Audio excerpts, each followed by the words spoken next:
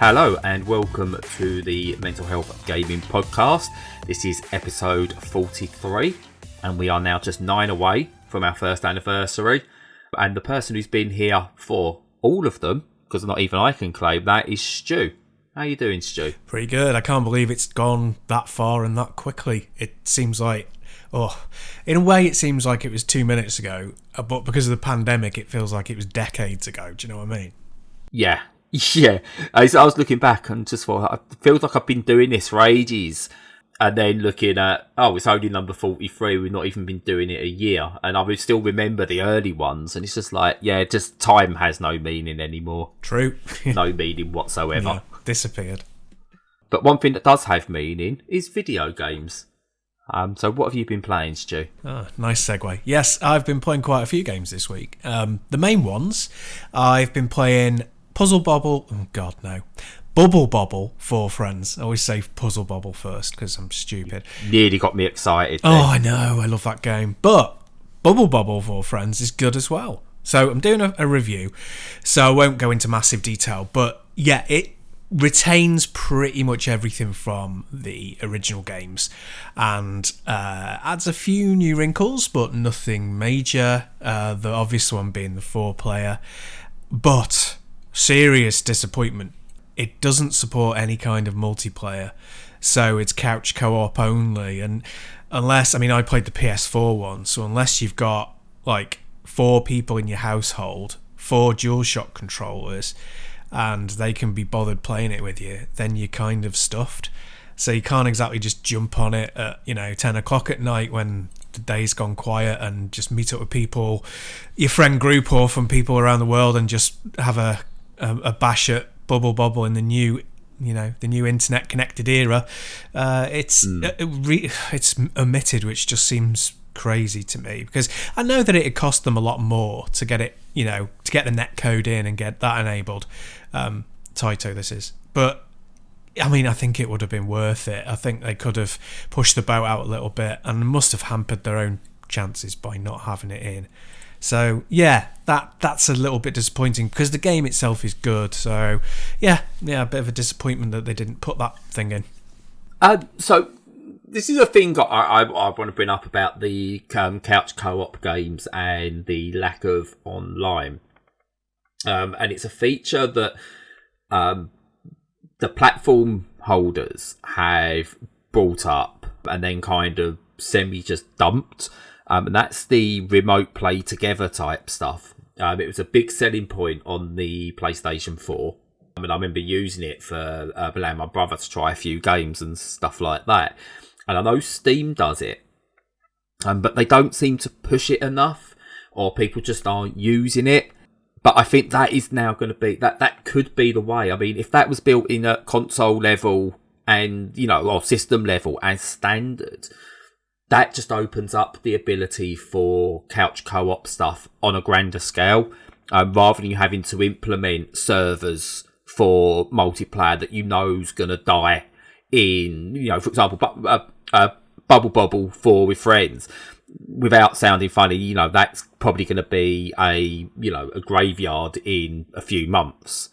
So I kind of get it from a developer's point of view. What's the point in creating it to have run the servers and then have to shut them down because you can't afford to keep them going?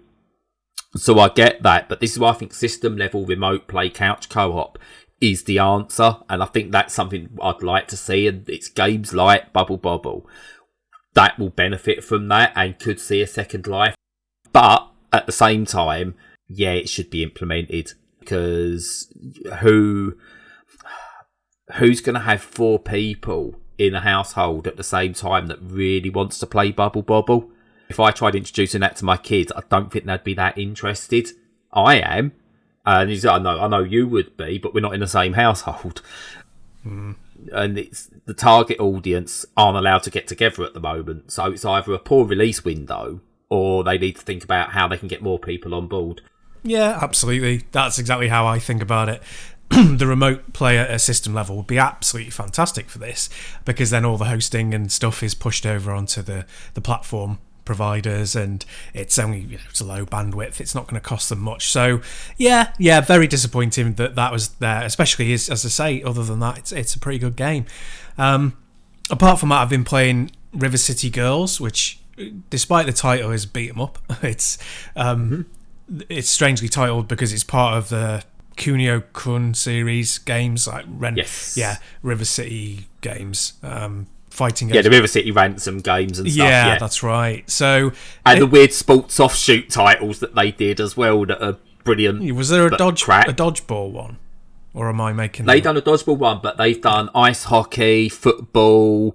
There's a few other things that have nothing to do with beat 'em ups, but all set in that world. It's in the Kunio-kun and Double Dragon collection. Bizarre. Right. Nice. Sounds good. But, yeah, try them out if you get a chance. Try them out because they're odd. Awesome. So this one I'm playing on. Well, I'll come to what I'm playing it on in a minute via Xbox. But yeah, it's good. It's a beat 'em up as you'd expect. It's you have to do like little tasks and move between different areas to make it into a larger experience than your Final Fights and your Streets of Rage 4s of this world. But yeah, no, it's great fun, and the pixel art is fantastic, and it steals loads of moves from Street Fighter games. It's great, I like that when games do things like that. Yeah, because I've always wanted a scrolling Street Fighter beat 'em up, because you got Capcom didn't bother making any more Final Fight games after a while, so they started to shift Final Fight characters over into the Street Fighter games, and now all the major ones are in the Street Fighters, which is excellent. But they could quite easily now just take all the characters, or a lot of them, and shift them over to a Final Fight game, and that'd be I think I'd be in heaven. My little brain would explode if that happened. That'd be I'd be done then, that'd be it.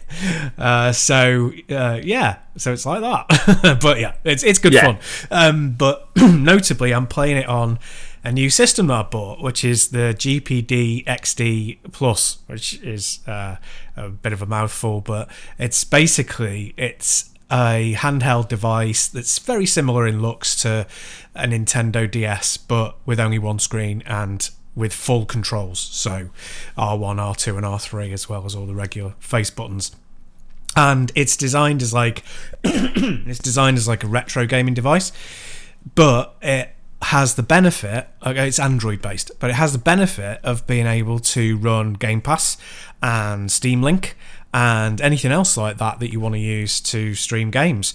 So I've been playing my Xbox games on that, and it really works well. There's the odd bit of latency. Some people might know it as lag, but it's not lag. Lag is when the connection isn't good enough, isn't speedy enough. Lag is that reason that 12-year-old in Brazil beat me, that he's mucking around with his router, so it calls lag on that football game. Yeah, the football game. Yeah. But not on Street Fighter where you won. Yeah. No, that was all me. That was nothing to do with that. No, that's all skill. That was purely you. Yeah. But yeah, no, latency is the interrupts and the slow bits that are caused by hardware that doesn't run at the speed of light but runs at the speed of sound, so routers and stuff. So it obviously has that slight drawback, but it's by and large it's really good, and funnily enough works way better than my mobile. So my mobile is like a modern one. It's got like a 4K screen and loads of RAM, but funnily enough the GPD Win, which is lower spec and is only a 720p screen, handles it all way better. So that's great, and partly because 4K is massive overspec for playing handheld games, because you can't perceive that difference on such a small screen. 720 looks brilliant, and of course your computer then is not struggling at all. So all that's a long way of saying I'm really, really pleased that I got it, because it's a great way of just being able to sit on your couch, with the family or whatever, with the main telly on, but you're still able to play all of the sort of full fat games as well at the same time. So it's awesome. Yeah, and what I like about these systems, and I've always wanted one, never got one, is that yes, it's streaming, and it's not, I know there's one version of those that you can do local play, they pretty much run Windows on them as well, but you're not getting a streaming device for the full fat version of those games. You're not going to be playing a Street Fighter professional tournament on one of those. It's not for that. It's for just pottering around, having a bit of fun when you've got a bit of time that you can't get onto the main TV or you can't be asked to go and sit at the computer. It's for that. It's why the Switch is so successful. You're not going for, right, I need the best of the best of the best out of this. And same reason, I think you spoke about like the 4K screens you get on phones now. And I've not enjoyed gaming on those because I think there's so much goes into it and they require so much power. The phones burn hot because of the processing power to create a 4K output that it's pointless. I'd much rather play on the Switch, which has a 720p as well. And the games look absolutely fine. We can go back about The Witcher and the lack of detail in The Witcher Portable, but if I cared about having the full fat experience, then yeah, I'd play that on PC, on a console. When I'm playing handheld, it's the comfort I want. And yeah, and when you're playing streaming, if you're going there expecting a complete latency-free experience, then you're kidding yourself, and you don't know why that's not for you, but it is just as an optional thing. Being able to take, I don't know, for example, say you play Grand Theft Auto, you play your main game, and then just being able to carry it on and do a few side missions where the latency doesn't matter. Yeah. And if you do get caught, yeah, so be it. Yeah, absolutely. Absolutely. And actually, the number of games that I play that require like pin sharp fidelity in terms of response is way lower than the number of games I play that don't. So, a much smaller.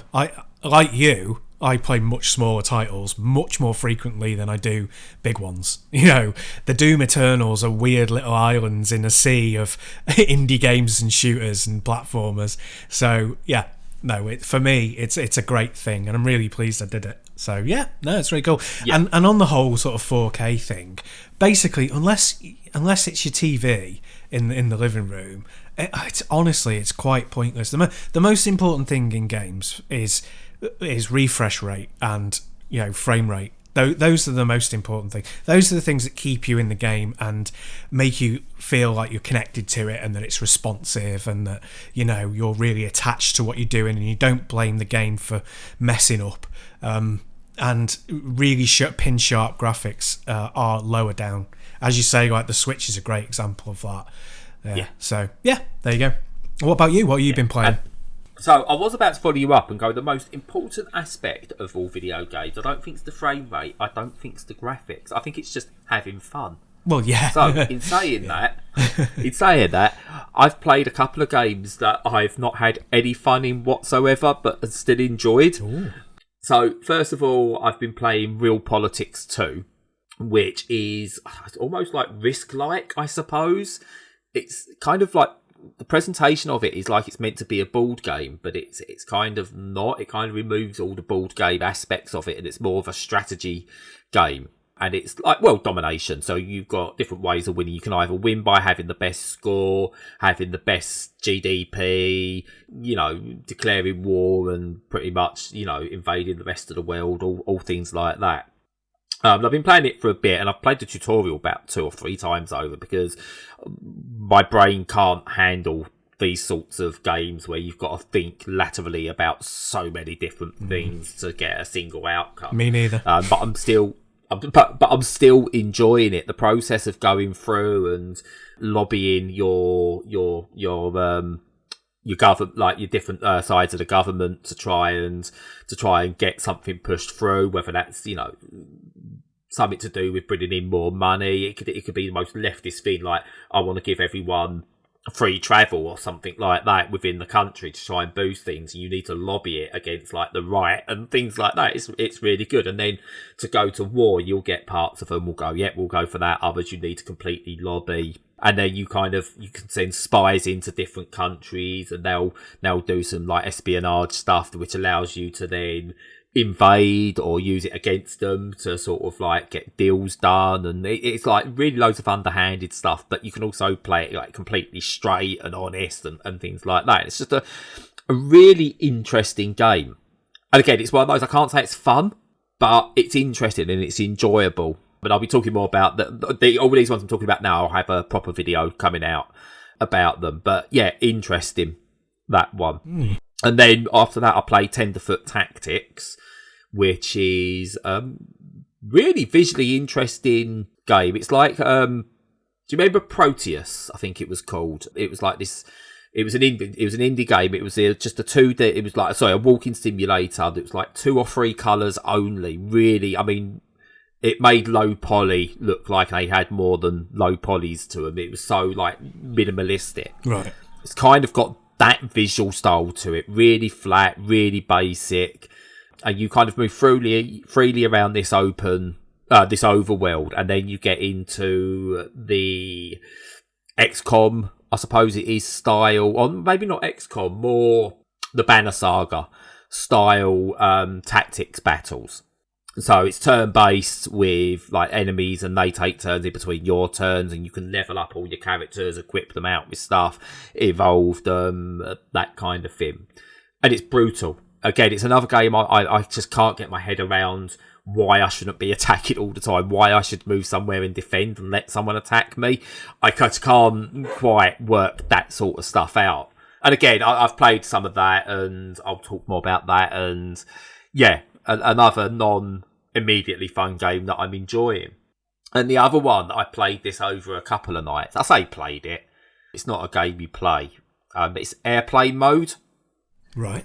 And do you know some people argue, what's the point in a walking simulator? Yeah. Well, imagine you take the walking simulator and you take the walking out of it. Okay. And you just sit there. That's airplane mode. You sit in your airplane seat, not flying it. You're a passenger, and you sit there during an entire flight. Okay. In real time. Right.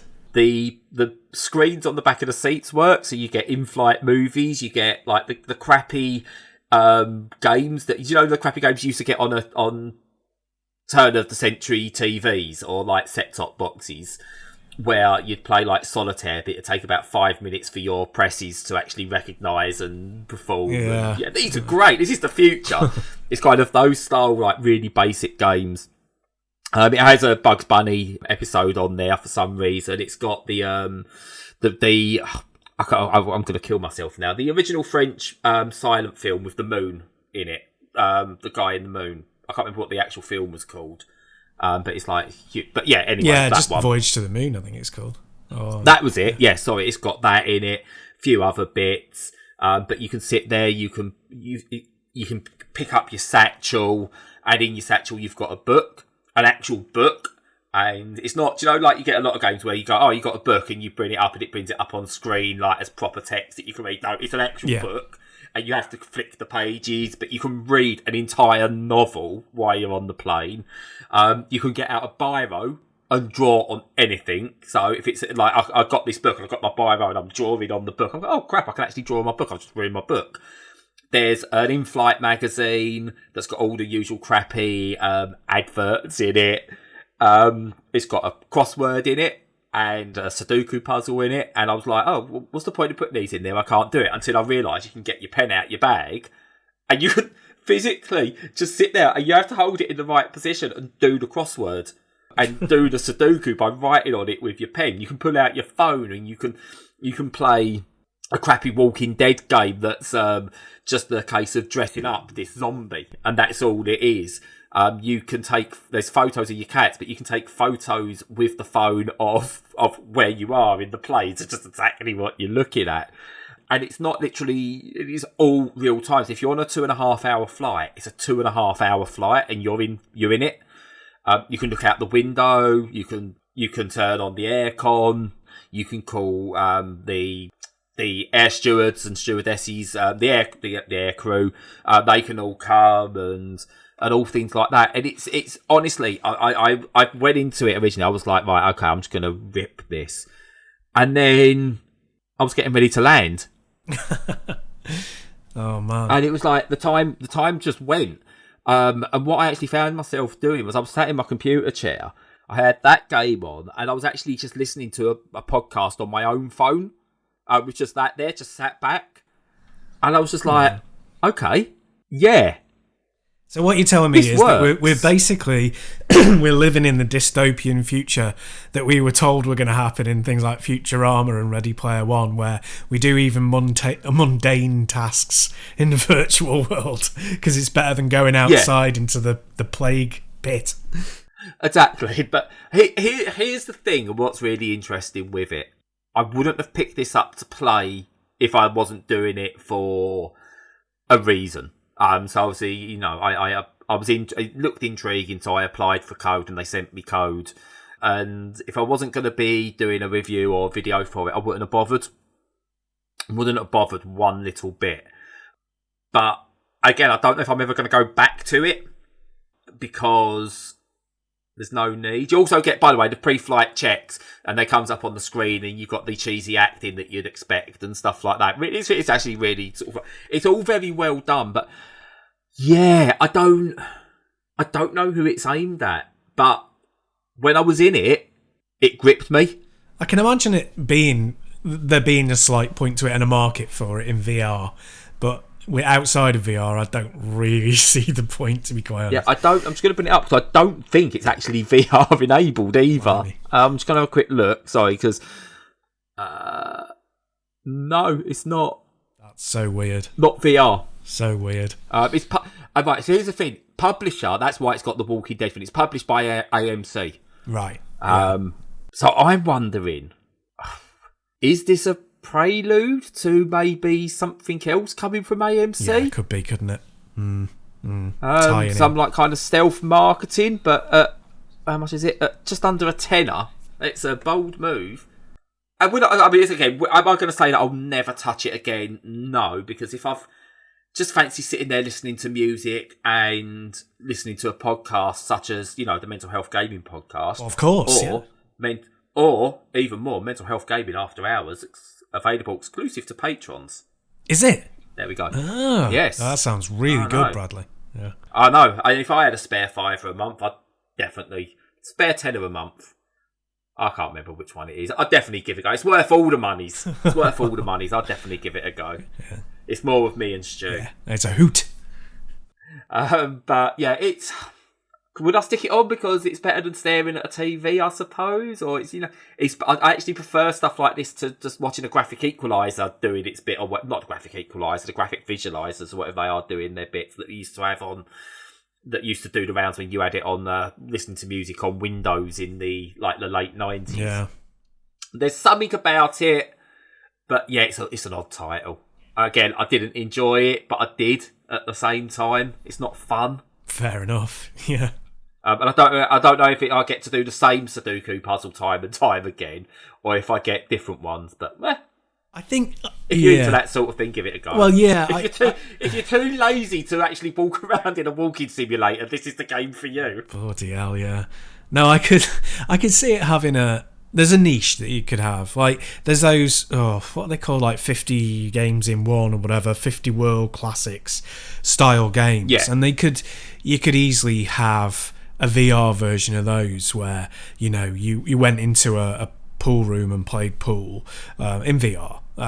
Or you sat on a plane or on a train and you could watch the world go by, or you could play Sudoku or, you know, do the crossword or whatever. So yeah, I suppose there's room for it. There is room for it. I'm being a bit dismissive, but yeah, There is. I mean, they describe it. I mean, there you go.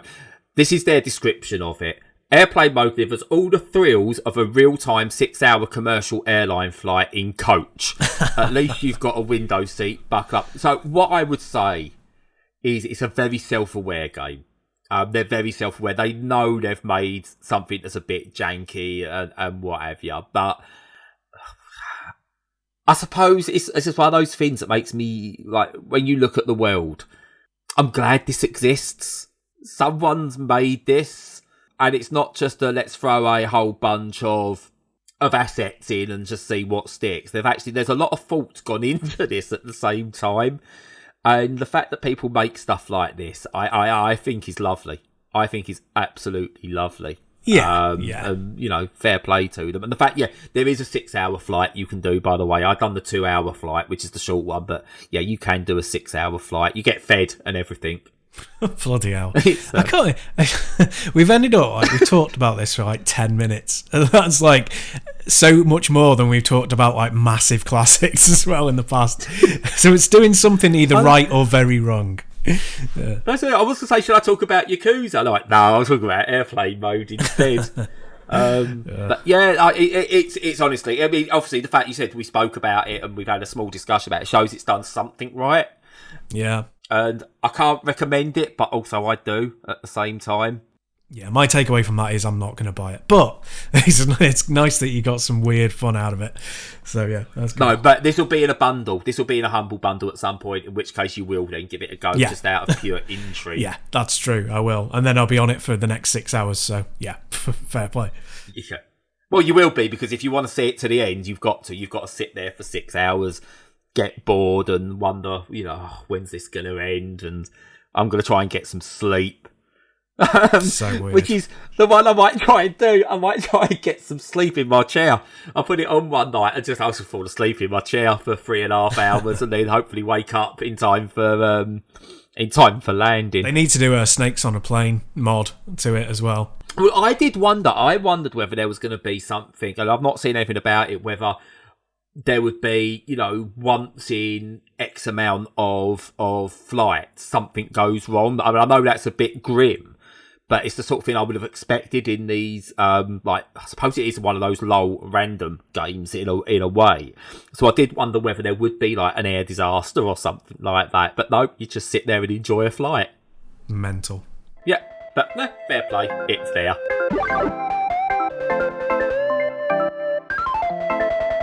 So, moving on, and on to sort of our mental health chat. And I struggled to think of something to talk about this week that wasn't just a rehash of stuff that we've already spoken about recently. Not that there's anything wrong with rehashing what we've spoken about, because I think it's all worthy. I mean, if you repeat stuff, it's absolutely fine, because it allows different people to maybe get a different perspective on things. But I was having a little think back, and I saw a couple of incidences online that really got to me, where someone who's quite open about their mental health was accused by someone else. I think I was just a troll, in all fairness, but accusing them of just thinking the entire world revolves around them and that they're being selfish and what have you.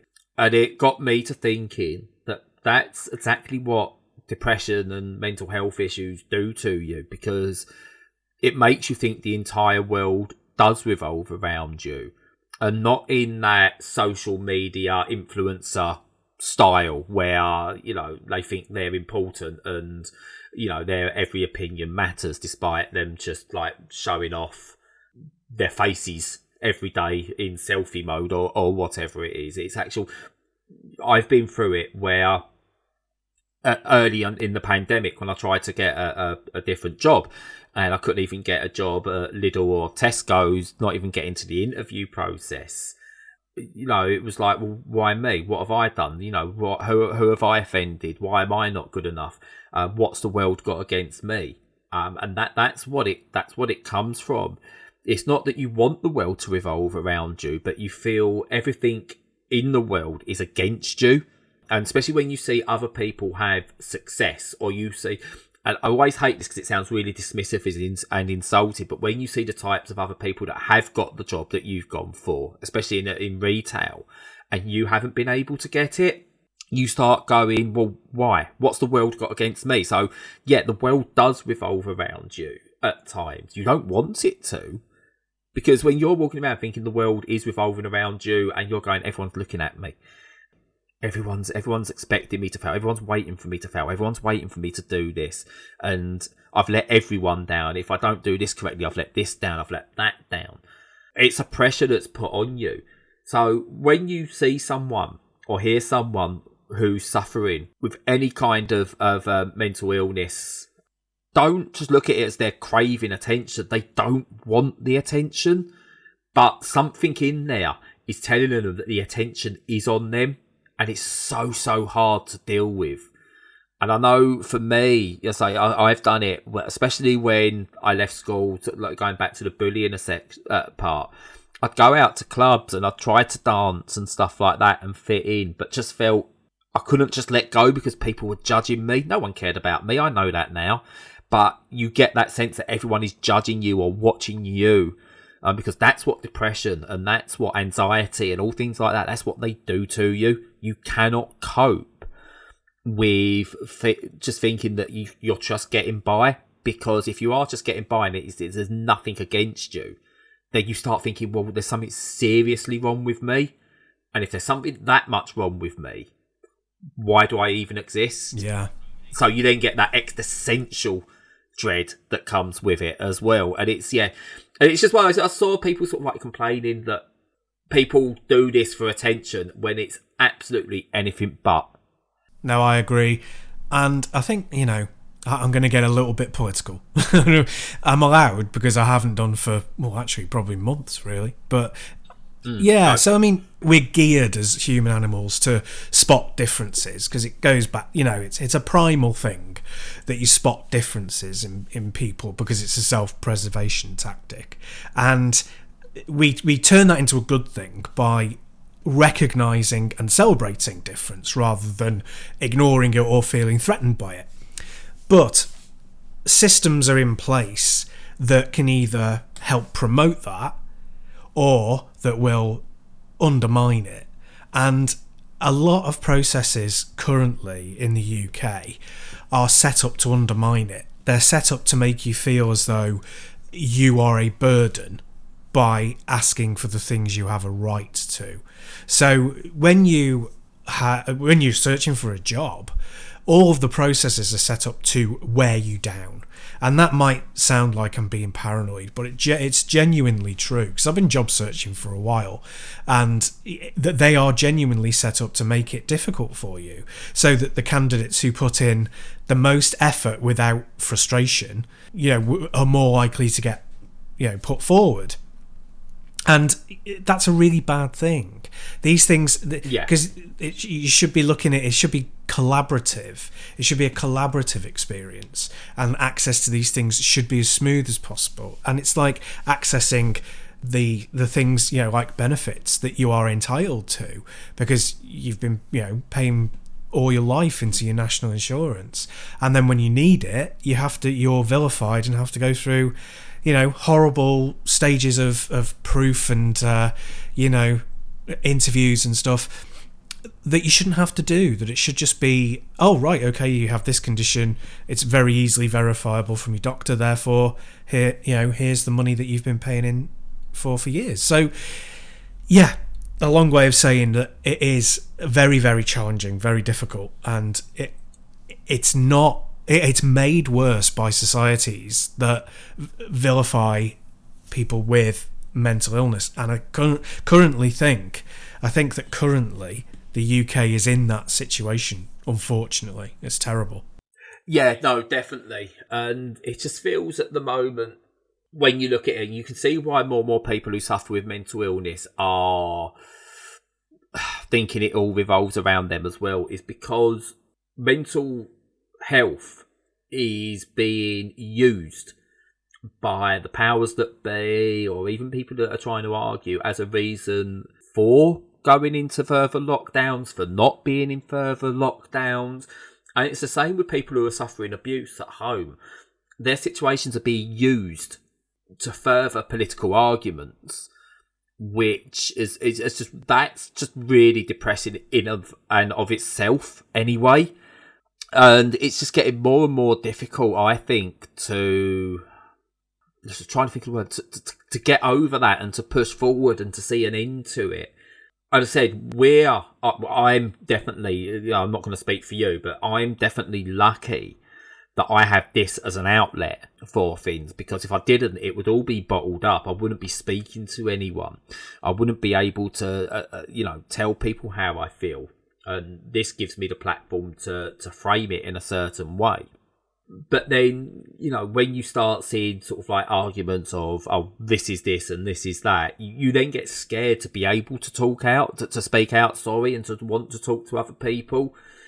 Because, I remember I heard it once. I was debating with someone about going into further lockdown, and it was like, no, I want us to be, I'd rather we didn't come out, I'd rather we was in a full lockdown for COVID until it was completely gone. And they're like, yeah, but, you know, it's not good for mental health. And I was like, but for me it is. I struggle with the concept of mixing with other people at the moment. I don't want to, but I feel when it's put forward to me, I have to. And I'm not mentally strong enough to put my foot down and say, nope, not doing it.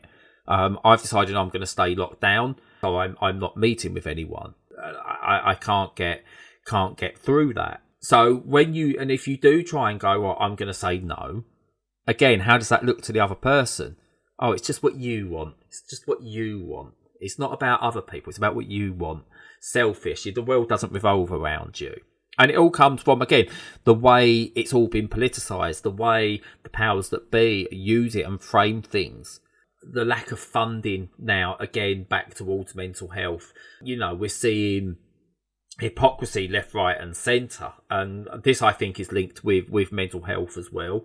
But you're seeing, back in June, Boris Johnson not proclaiming, but praising LGBTQ plus society for, you know, what they're doing to change opinion and supporting what they do, and then recently cutting any kind of funding that deals with LGBTQ plus issues at school, teachings and bullying and things like that, and cutting that funding.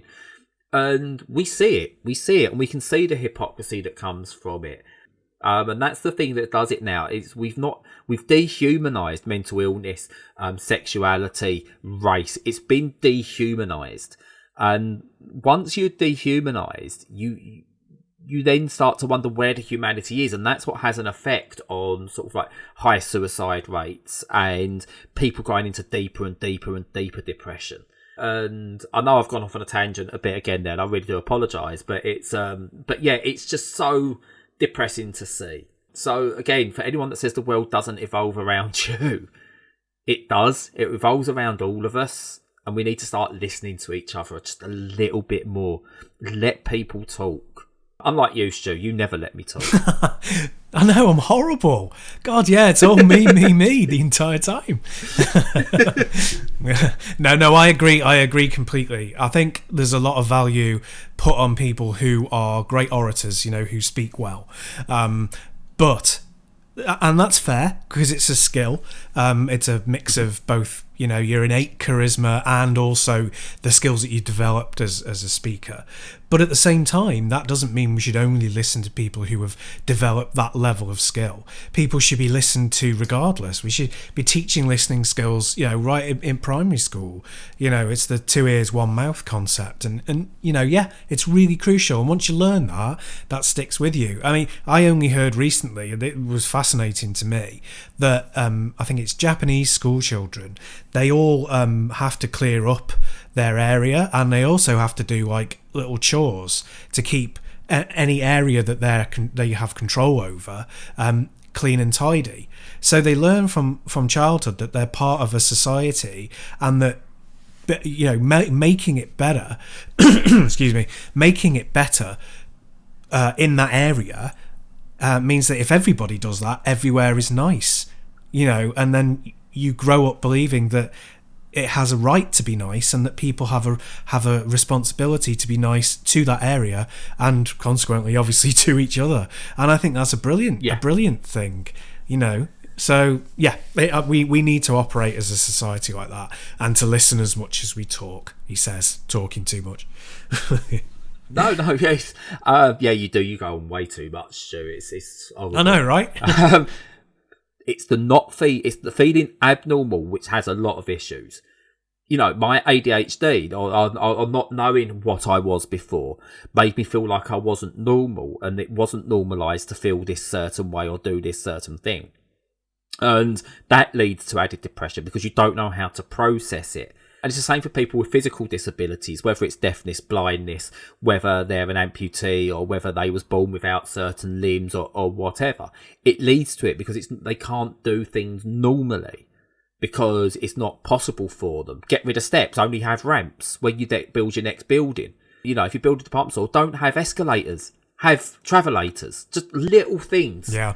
Little things that really help people. But we won't do that because, again, we need to marginalise people because not everyone can be great. And I'm not saying everyone has to be great. I'm not saying that everyone's got to be like overachieving, because the world doesn't work like never has, never will. It's survival of the fittest. I'm not saying everyone's got to be the best, because as I said, it doesn't work that way. It can't work that way. But give everyone the chance to be the best. Give everyone a level platform to start with. And, it will help mental health. It really will. It's not the answer. And I'm not saying it's only those things that cause mental health issues, but it will help. It will go some way to normalising certain things and help those who suffer with certain parts of depression get help with the other parts. Yeah. So yeah, let's just be better. Let's start now. Let's just start improving life for everyone, and sort of like make us all feel a little bit less shit after the years we've had recently. Yeah, that would be good. Yeah, but yeah, no, that's me. I didn't get much in there. Yeah, you're practically silent. Yeah, I know. Prod you with a stick, get you to wake up. I do. Actually, I need stick prodding because, again, when it's... And I'll reiterate this point, and people generally who listen regularly know, it's not that I'm clamouring for the attention or I'm clamouring to be the one who speaks. It's just how my brain works. That I've got this thought process that I'm trying to get out in a concise way. This is me being concise. But I've got my thoughts fighting to get out, and also the other one's going, no, don't do that. But if you miss this, they might not get the context, and then it just all spews out. So it's not me like trying to keep Stu sort of like, you shut up. You can shut up. I'm talking. I'm waiting for a natural pause in my brain so that my voice can go, stop now. But yeah, I get it. I get it at least. So that's all we need. Yeah, like you just get off, you turn around to Mel and just go, Jesus Christ, why do I do this every week? No, I just get the editing tools out and I'm like, right, I'm just going to make it all. I managed to cut half hour of bollocks. It's great. Yep. But yeah, no, I mean that's it really for me. I say it wasn't a focused thought plan this week, but it's just something that happened that I saw that I needed to sort of get off my chest a little bit. So yeah, I've got nothing else. If you've got nothing else, Stu, I think we'll go back into I like you signing out, because we're getting better numbers and it's all about the numbers. Are we getting better numbers? That's good. We are actually, yeah, on average. Yeah. Awesome. That's because we're the best, as I keep saying. Yeah, and they love your soothing tones to finish with. How bizarre. I've never thought of it like that, but I'll take it. So, as usual, yeah, thanks for listening to the episode. You can follow us on Twitter, where we're very active. We have a Discord, which is full of good chat, not just about mental health, but about all sorts of subjects. You can join us on Patreon if you want to back us financially, which is always helpful, obviously, or you can pay a one-off with coffee. And we do a lot of YouTube videos. I say we, that's me taking some of the credit, which is not fair because they're basically all Brad. And they're really excellent. And his latest one, well, the latest one that I saw, is about Handball 21, which is what we talked about on last week's podcast, episode 42. So yes, again, thanks for listening.